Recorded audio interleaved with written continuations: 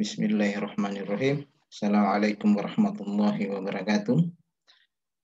Puji syukur kita panjatkan kehadirat Allah Subhanahu wa Ta'ala. Pada pagi ini kita akan melanjutkan materi kita tentang mata kuliah yang berhubungan dengan kemarin kita sudah menceritakan tentang keanekaragaman jenis, kelimpahan jenis. Sekarang kita masuk pada asosiasi jenis. Jadi ada asosiasi jenis di sini. Baik, untuk masalah asosiasi jenis ini, maka ada dua hal yang harus kita ketahui. Yang pertama bahwa di dalam asosiasi, ya biasa juga kita sebut ada interaksi di situ ya. Ketika berasosiasi itu ada interaksi antara spesies ya. Nah, baik spesies itu asosiasinya dikatakan pada interaksi pada spesies yang sama, ada juga asosiasi spesies atau interaksi spesies pada spesies yang berbeda. Nah, biasa kita kenal untuk yang spesies yang sama itu dengan intraspesies, sedangkan spesies yang berbeda itu adalah interspesies atau antarspesies.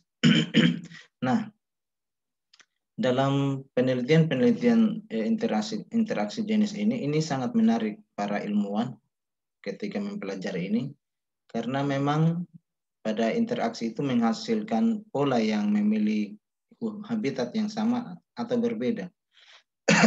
Jadi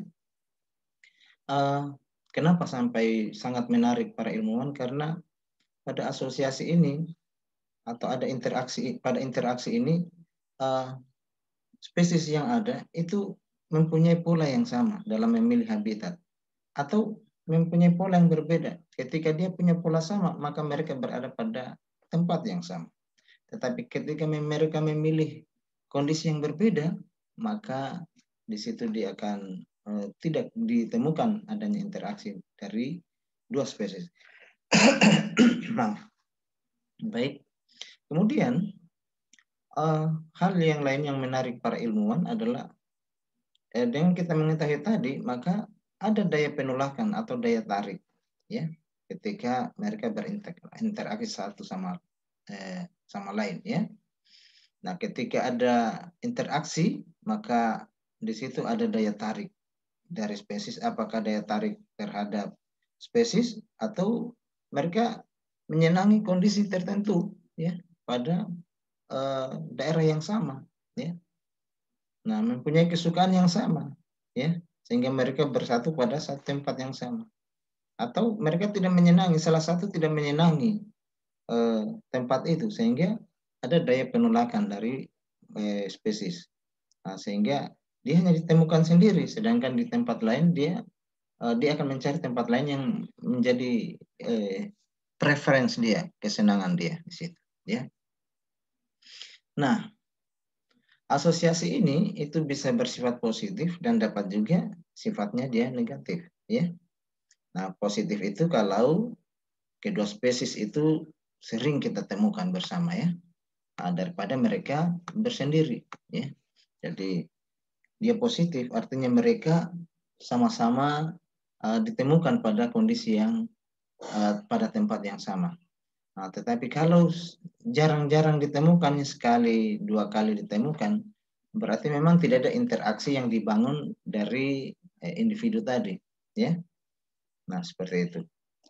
Nah, jadi asosiasi negatif itu ya sendiri-sendiri, kadang-kadang bebas satu dengan yang lainnya. Kemudian dari asosiasi yang kita bahas pertama tadi ada yang intra dan inter. Nah, intra itu seringkali tidak terlalu berpengaruh terhadap dinamika komunitas, ya. Karena komunitas itu merupakan gabungan, kalau kita lihat kemarin, gabungan antara spesies satu dengan spesies yang lain. Tetapi kalau hanya dia spesies yang sama, itu hanya bagaimana dia memperbesar populasi dalam komunitas, ya. Nah, sehingga tidak terlalu menjadi sesuatu yang menarik para ilmuwan untuk mempelajari asosiasi pada spesies yang sama.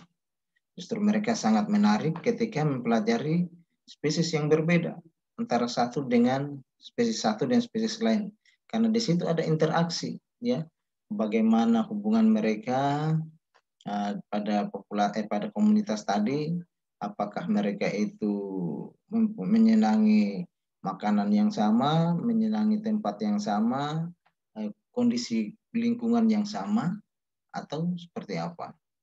Tetapi kalau dia itu satu spesies, kecenderungan pada pengamatan terhadap kondisi kualitas lingkungan, makanan itu relatif sama, ya, seperti itu. Nah, sehingga pengamatan asosiasi intra itu cenderung untuk mereka itu memanfaatkan sumber daya yang sama dalam komunitas, ya. Jadi mereka memanfaatkan sumber daya yang sama. Karena memang tabiat dari satu komunitas itu mempunyai sifat, ya, sifat yang sama, ya, sehingga tidak terlalu menarik para ilmuwan untuk mempelajari ini. Nah, lanjut, bila juga ada asosiasi yang dari inter maupun dari intra tadi, itu sebenarnya hanya kompetisi antara yang muda dan yang dewasa. Itu kalau kita lihat pada hewan-hewan yang di terestrial, ya, di daratan, kelihatan bahwa asosiasi yang dibangun itu umumnya bagaimana asosiasi antara yang muda dengan yang dewasa, ya. Nah, bagaimana dominansi dewasa terhadap yang muda, bagaimana interaksi antara induk dengan anak. Nah, ini yang terbangun. Tetapi untuk melihat bagaimana asosiasi dengan hewan lain, itu tidak bisa kita, tidak akan kelihatan, ya. Sehingga paling para ahli biologi itu lebih menyenangi kalau interaksi yang diamati itu sebenarnya adalah interaksi pada dua spesies yang berbeda atau spesies yang lebih besar dari itu. Bukan hanya dua spesies, tapi mungkin dia lebih besar dari itu. Nah, untuk bisa mengamati bagaimana dua spesies yang lebih besar atau yang lebih, nah itu sebenarnya pengukurannya berbeda-beda, ya.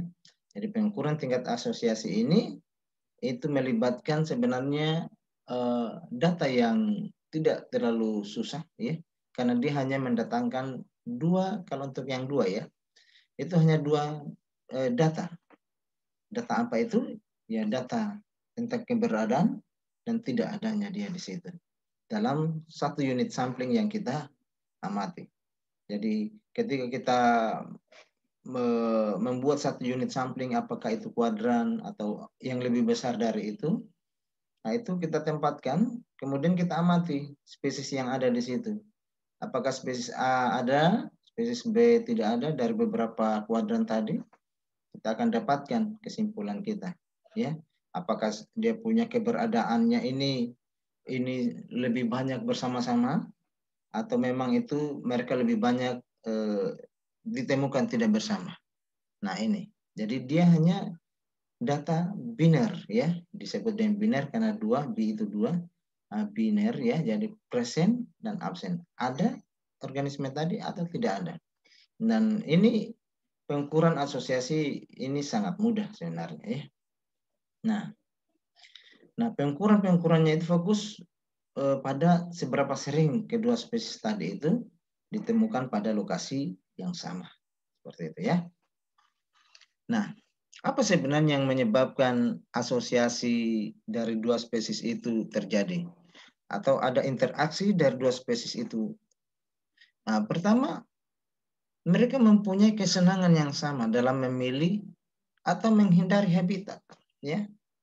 Dia punya kondisi yang sama.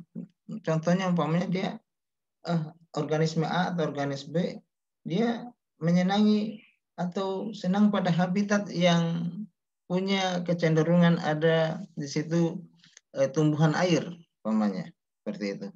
Maka mereka dia akan mendekati itu daerah-daerah yang punya tumbuhan air, dan mereka sering didapatkan pada daerah dengan tumbuhan air tadi.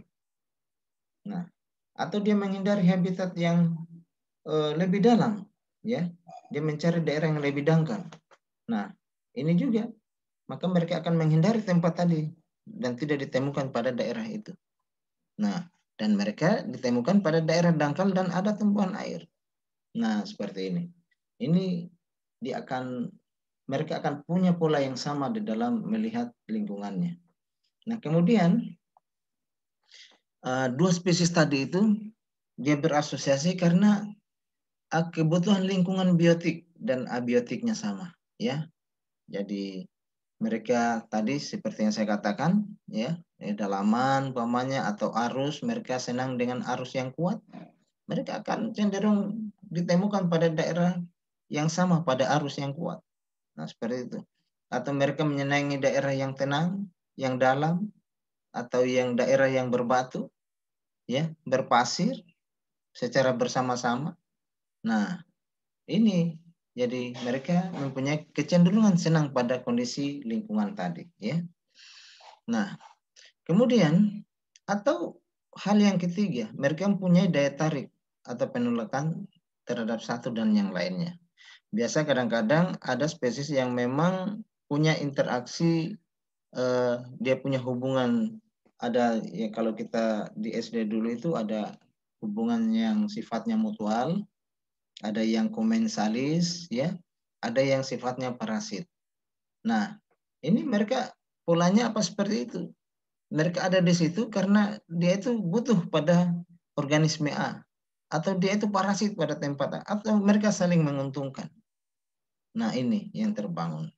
Jadi keberadaan mereka karena apakah ada daya tarik dari dua spesies tadi, atau karena penolakan terhadap satu dan yang lainnya. Nah, ini. Nah, untuk tingkat asosiasi ini sebenarnya data yang kita peroleh dari unit sampling itu unit sampling yang sebenarnya kita sudah lakukan, ya, sering kita lakukan. Itu bisa kita dapatkan dari kuadran, transek garis, atau dalam luasan satu tempat, apakah itu daun lamun atau daun mangrove, bisa seperti itu, ya, seperti epifit umpamanya, ya, atau apa saja, ya, seperti itu, ya.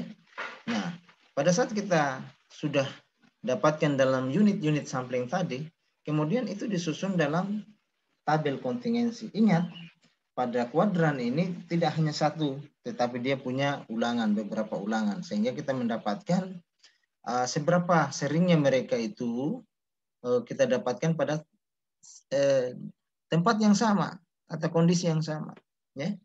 Nah, seperti itu. Nah, kemudian dari unit-unit sampling tadi dengan ulangan tertentu itu kita susun dalam tabel kontingensi namanya, ya. Tabel kontingensi itu dia ada di bagian kolom dan ada di bagian baris. Nah, seperti itu. Nah, tinggal kita buat pola seperti ini, spesies A dan spesies B. Nah, ada di spesies A dan tidak ada di spesies B. Demikian pula di spesies A, ada dan tidak. Nah, untuk A itu adalah mewakili ada dan ada di spesies A, ada di spesies B. Untuk yang B ini kecil, itu ada di spesies A, tidak ada di spesies B. Kemudian yang C itu tidak ada di spesies A dan tidak ada pula di spesies D. Nah, seperti itu. Nah, kemudian kita lihat, nah, kita buatkan dia punya pola. Nah, seperti ini keadaannya. Dan ini sangat mudah sekali, ya. Inilah namanya tabel kontingensi, ya. Nah, asosiasi antar dua spesies ini pengukurannya ada dengan cara indeks OCI, ada DIS, JAKAR, dan lain-lain. Ingat tadi A itu adalah untuk notasi pada ada dan ada, ya. Nah, B ada di A dan B ada di A dan B-nya itu tidak ada. Nah, ini untuk yang OCI ini tidak menganut dia tidak ada. Dua-dua pada tempat itu tidak ada. Dua-dua spesies tidak ada di satu tempat. Nah, sedangkan yang demikian indeks DIS termasuk Jakarta seperti itu, ya. Hanya dari dari tiga ini masing-masing punya ciri ya. Yang ini hanya hanya A, dan 2 kali A, dan di sini A. Dan ini tinggal dimasukkan dan sangat mudah ya, sangat mudah sekali. Nah, ingat kalau ada asosiasi maka nilainya itu akan mendekati 1 ya. Itu untuk beberapa indeks tadi. Kemudian untuk yang dekat dengan 0 itu hampir tidak ada asosiasi. Nah, itu ya. Ingat beberapa sampel minimum pengukuran itu N itu harus lebih dari jumlah sampel harus lebih dari 10 untuk Jakar. Sedangkan DIS itu harus lebih dari 20. Nah, ini itu syarat.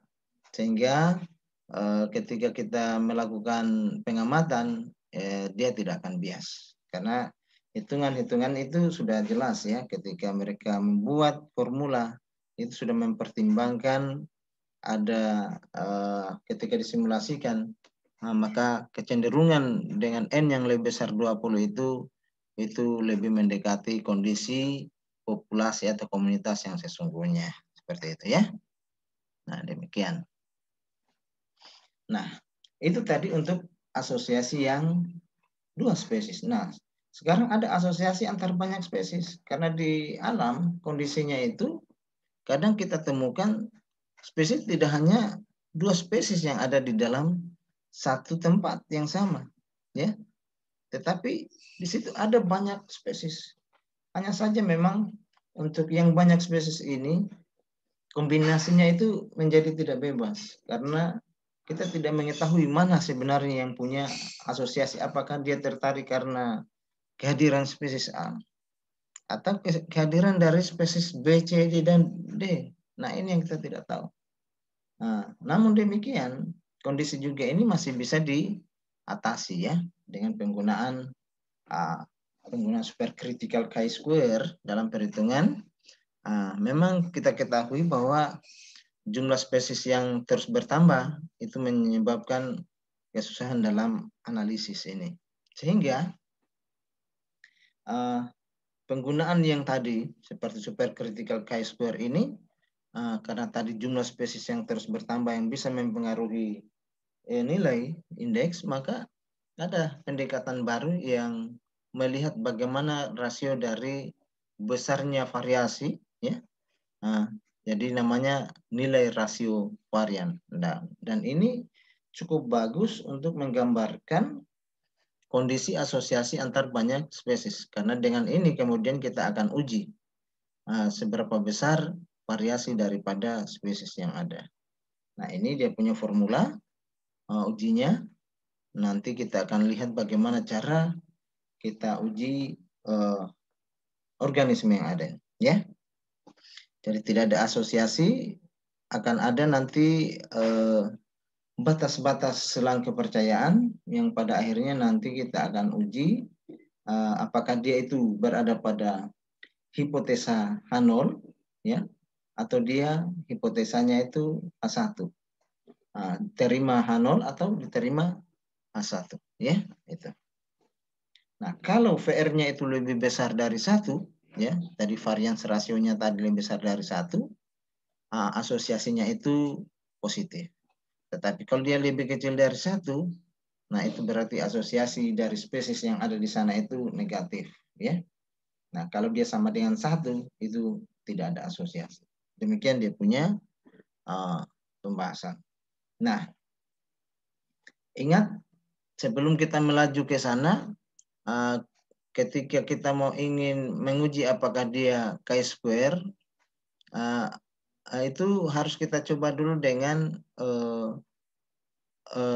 apakah tabel 2 tabel kontingensi tadi itu dia lebih kecil dari 5 atau tidak.